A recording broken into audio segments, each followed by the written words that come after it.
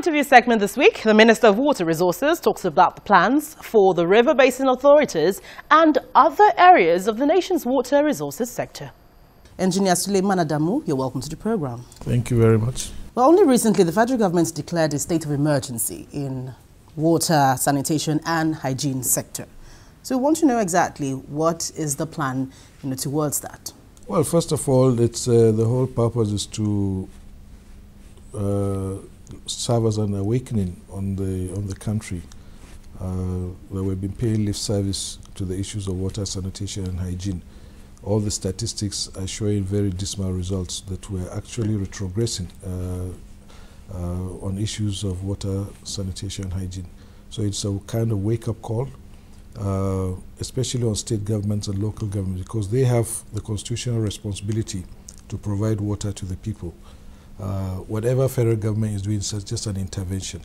And the federal government has brought out policies, has brought out programs over the years, and including this particular administration, we've come with new ideas, but states seem to be very slow in keying into these processes. What sort of ideas? Well, like the P-WASH program, which it's supposed to be a partnership now between the states and local governments. What we have seen in the past is that some states have abdicated their responsibility because federal government has been intervening in some rural water supply projects and so on, and they have not been paying any particular attention to sanitation in particular. So we felt that federal government cannot be doling out money just like that. There has to be a two-way traffic, it's going to be conditional, so that future intervention of the government is going to be, federal government is going to be conditional.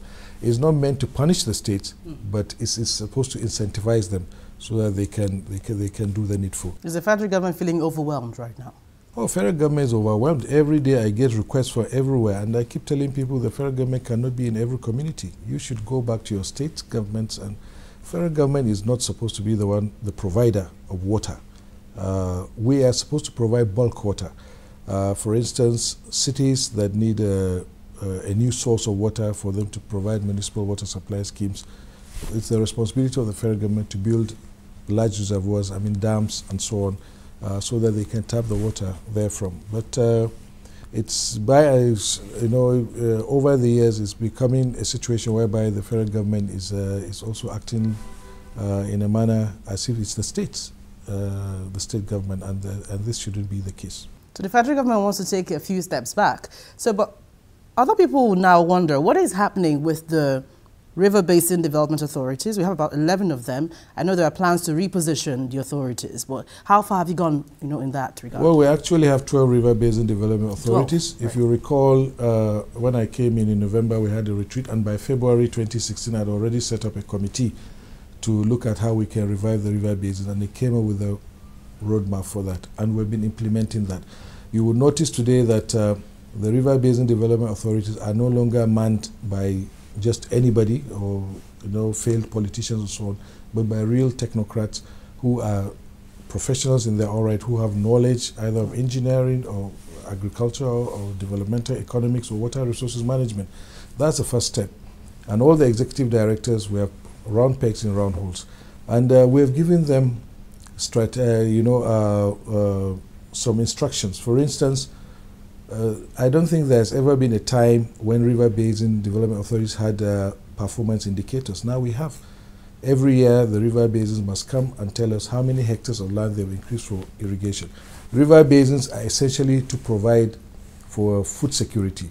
We build dams and irrigation systems and rural development. But what about water facilities? Yeah, we do provide also. As part of the federal government intervention, we provide water in rural communities and so on. So this is supposed to augment whatever efforts the states have? Absolutely. And it hasn't done so effectively? Yes, not to supplant them, but some states have really not been paying much attention to water supply. Where is that missing link?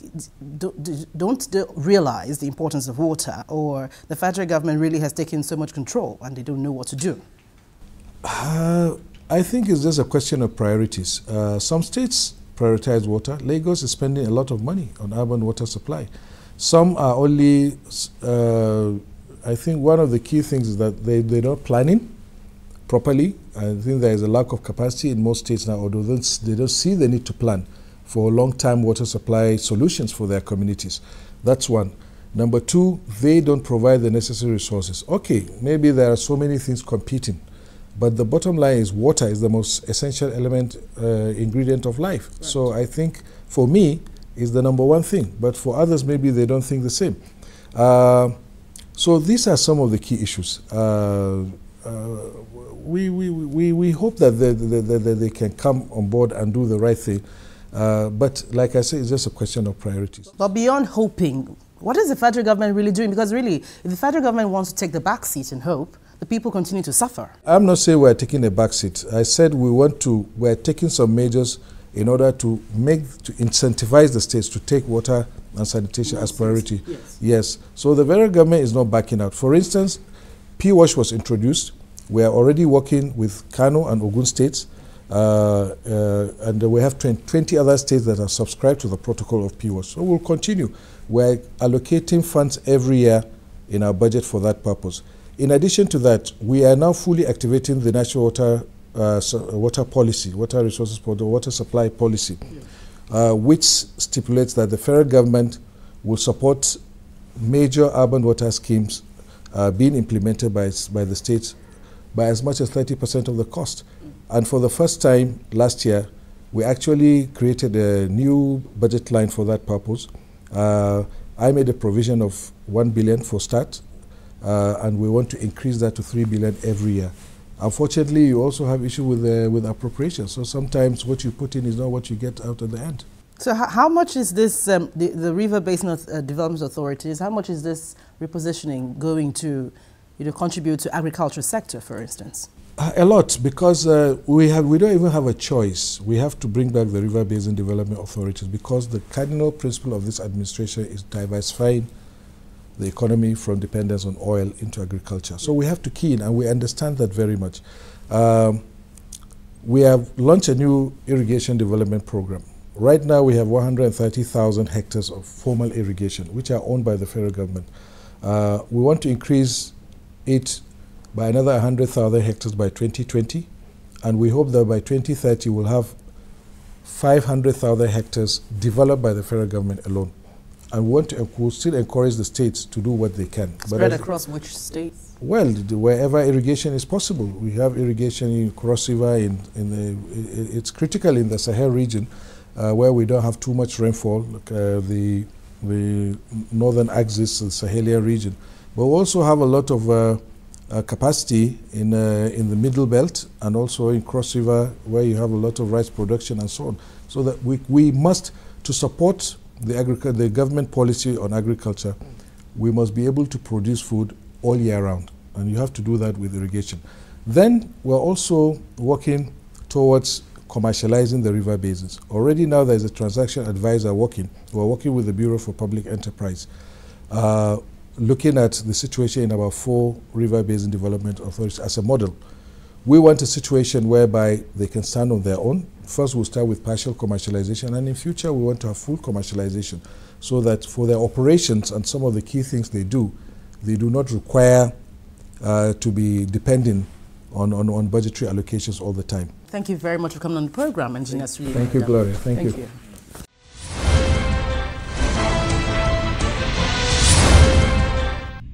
Well, thank you for your mails and tweets as always. Keep sending in your views and comments using the email address and Twitter handle on your screen. Also, be sure to share anything happening within your locality. Don't you forget, you can view the program on youtube.com/channelsweb/videos. Thank you for watching this week. I'm Gloria Umuzuki. See you again.